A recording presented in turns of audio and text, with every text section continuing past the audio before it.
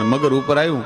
પણ જેવું મગર ઉપર આવ્યું એટલે હાવજે પંજાનો ઘા કરી અને જૂડ મગર છે એ હાવજના પંજાને પકડવા જાય એ પેલા એક છપાટે મગરને પછાડી મોઢેથી દાંતમાં ભરાવી અને નદીની ભેખડની પાસે 10 ફૂટ એમ કહેવાય છે ગુલાળીને ઘા કરી નાખ્યો અને પોતાના પંજાથી મગરને ચીરી નાખ્યો.